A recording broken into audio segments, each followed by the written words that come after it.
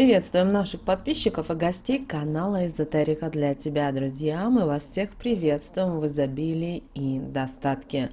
Сегодня в этом видео поговорим о том, каким же должен быть стол на 2022 год. Какой стол, праздничный стол, принесет вам счастье в новом 2022 году.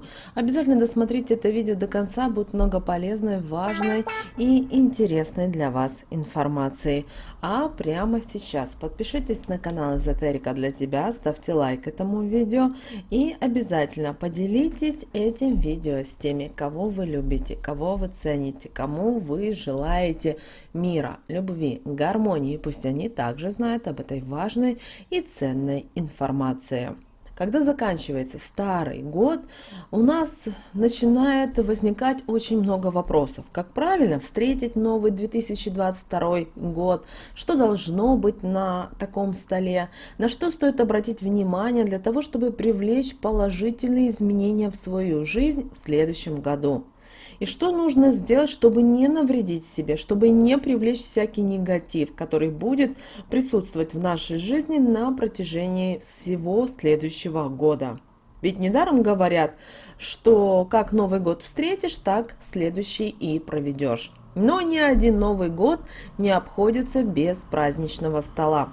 Чтобы накрыть его и притянуть в дом потоки положительных энергий, нужно серьезному к этому отнестись и обязательно изучить этот вопрос. Напоминаем всем, что 2022 год – это год у нас тигра. А тигр у нас хищное животное.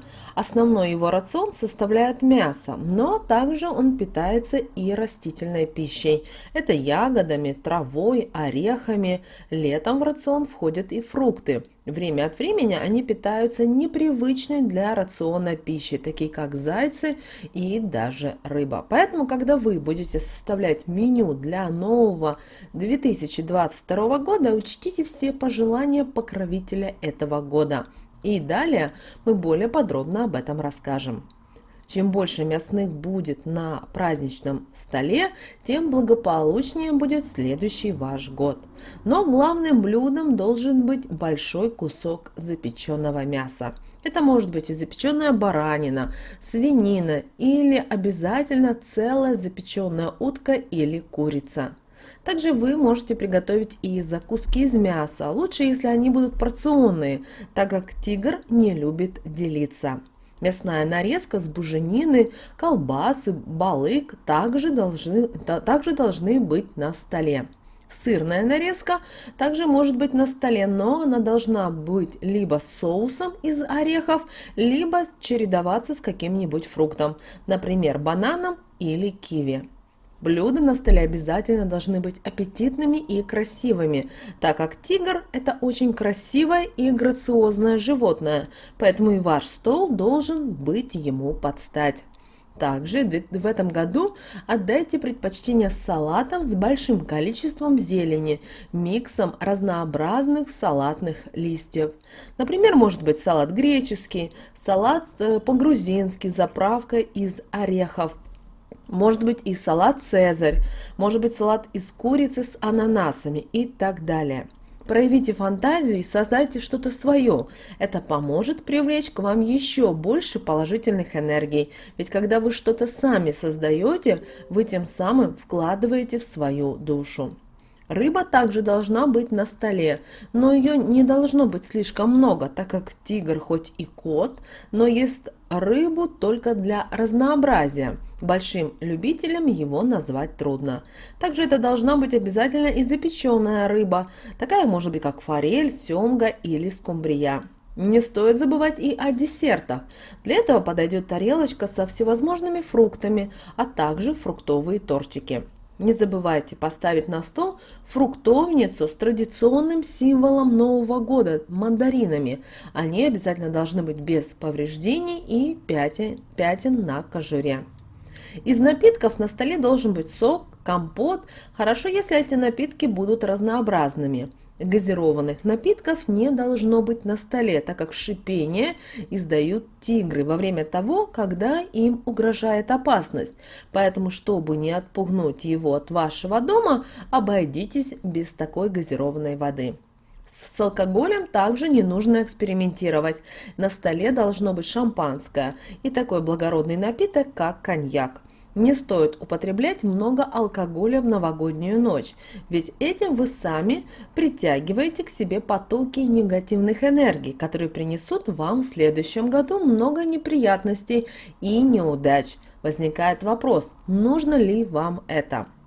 На столе не должно быть говяжьего мяса, так как есть одна легенда, что однажды было объявлено соревнование между животными, и в этом соревновании было только 12 мест.